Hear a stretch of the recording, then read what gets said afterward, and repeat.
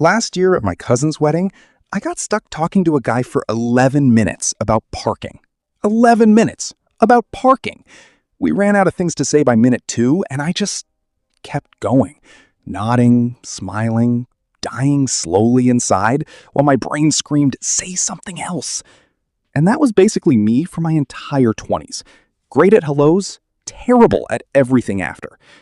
But here's what I eventually figured out that changed everything. Being good at conversation isn't a personality trait. It's a skill. And like riding a bike or making a decent omelet, nobody is born knowing how to do it. Most of us were just never taught. The first thing that changed for me was learning to ask questions that actually go somewhere. If someone says, "I went hiking this weekend," don't just say "cool" and watch the conversation flatline. Ask where they went. Ask what happened. Ask if they got lost. Ask if their legs still work today. You don't have to be interested in hiking. You just have to be interested enough in the person to keep the door open. A good conversation isn't about constantly coming up with something impressive to say. It's about giving the other person something to respond to. The second thing is actually listening. Not the fake kind where you're nodding while secretly preparing your next sentence. We've all done it. And the problem is, when you're busy thinking about what you're going to say next, you miss the most useful part of the conversation. The things the other person is already giving you.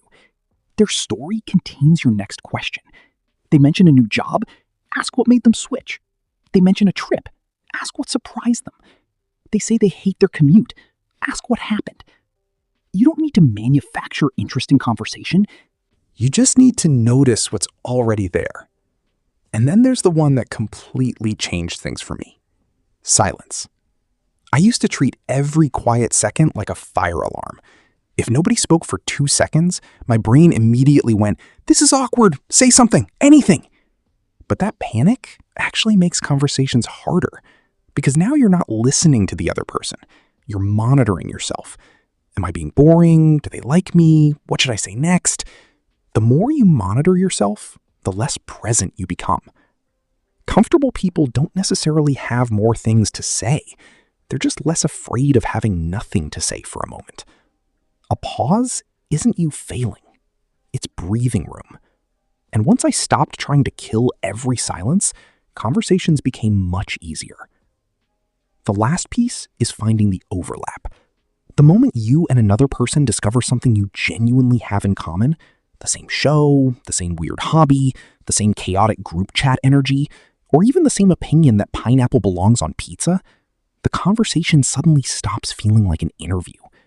That's the sweet spot. You're no longer searching for random things to talk about. You found something that both of you actually care about. Your job isn't to force that connection. It's simply to notice it when it appears and lean into it. And that's really what changed things for me. Ask questions that open doors. Actually listen to the answers. Stop treating silence like an emergency. And when you find common ground, stay there for a while. None of this is about becoming the most charming person in the room. It's about becoming a little more curious than you are nervous. So here's your homework. In your next conversation today, ask one real follow-up question instead of just saying cool or nice. Just one. And I want to know, what's your most painful small talk story? The parking lot level awkward one. Drop it in the comments. I need to know I'm not the only one.